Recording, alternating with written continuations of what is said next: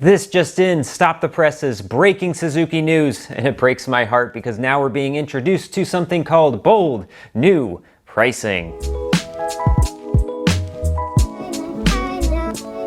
Well, at least bold new graphics are gone, for now anyway. How much you want to bet that's going to be the new thing for next year's model? So back in November, as I'm sure you're aware, Suzuki announced their brand new DRZ4S and DRZ4SM. It was a ground-up redesign of the old DRZ400 for the now, with fuel injection, electronic ride modes, ABS, and a fuel gauge. The only thing that's been missing since then is the price. Nothing but speculation, including from yours truly. For context, the outgoing DRZ400 was priced at $7,900 for the Supermoto and a lesser $7,200 for the Dual Sport, and at the time I said this is an in-between bike, so it's got to be in between price-wise. The current 300s are in the 5s and the 450s are around the 10 to 12 range, so I think it makes sense to stay at a 7.2 or 7.9, but I wouldn't be surprised if they upped it to be somewhere in the 8s. And it turns out I was right, unfortunately. However, a lot has happened between then and now. Since then, KTM has announced their 390 platform and serving with the 390 Enduro R and SMC-R as direct competitors. And I know that the KTM was actually announced at the same time as Suzuki. They were both done at EICMA, but we weren't really sure whether or not that KTM was actually going to follow through with it, at least for the SMC-R, but they definitely did, and with quite a price drop. $5,500. Now that price was a pretty big shock, both to the dual sport world and to the Supermoto world, and because Suzuki hadn't announced their pricing yet, I was hopeful that at the very least that they would look at that and take that into consideration. But then last week we finally got that number. Unfortunately, I was right, it does start with an 8, but then it is followed with 9.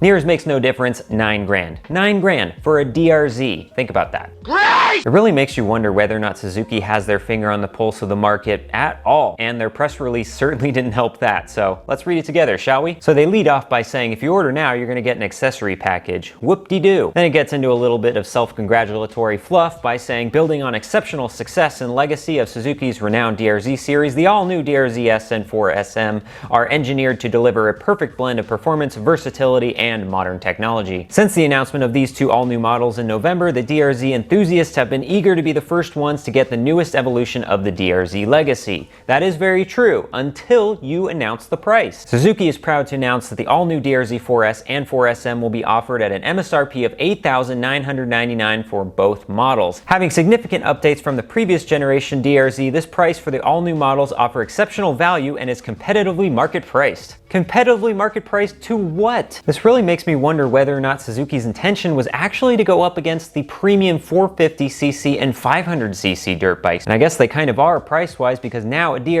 is just about $1,000 less than a Honda CRF 450RL. And to jump to the beginning of this press release, they started off by announcing that people who place reservations will get priority delivery and an accessory package free of charge. It's almost like they want this to be a big deal, or at least to try to justify their premium price by saying, hey, get in early, promise it'll be worth your while. Oh, and the accessory package that they're referring to, it's handguards, a rear rack, and sliders, or a skid plate and disc guards if you go for the dual sport model. By the way, Suzuki Honda also comes with these flimsy handguards from the factory, and guess what I did with those? In fact, let's do a quick comparison here of now the DRZ and the CRF, because apparently that's what they want to go after. First off, I will give Suzuki credit horsepower-wise, because both the CRF and the DRZ make a claimed 38 horsepower. And as a CRF owner, trust me, it pains me to say that. And to cope, I'll say with this bike, even some simple bolt-ons like an exhaust and a reflash for this bike will gain you horsepower pretty significantly. You could go even further with that with some 450R internals to the engine if you're that desperate to get even more power out of it. But then you got to factor in weight. Honda comes in at 289 pounds, which a lot of people argue is pretty heavy already, but we are comparing to Suzuki, and that is a lightweight compared to their 340 pounds. So even though they're equally matched horsepower-wise, power to weight,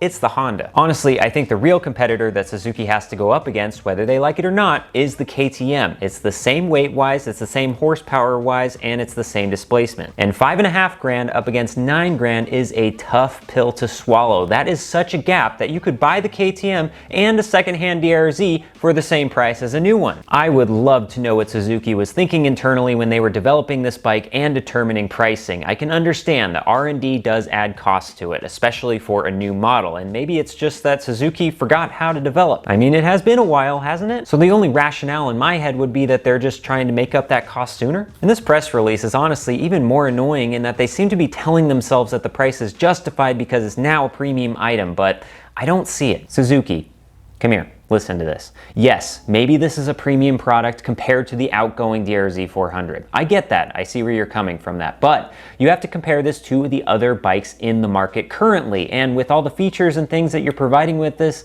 I don't really see anything that stands out. Doesn't come off as premium. And ultimately, at the end of this, I understand that this video is subjective. It's just my opinion piece. But there are lots of other videos out there that I've seen already with other people's opinion pieces and other comments and news articles about it, and no one is saying that this is well priced. Everyone is saying that this is overpriced, which really makes you wonder if they're going to keep this pricing throughout 2025 or if there's going to be any price cuts as it rolls out. I have a feeling that they're going to drop the price after the hype is gone and then it just turns out to be a $9,000 DRZ.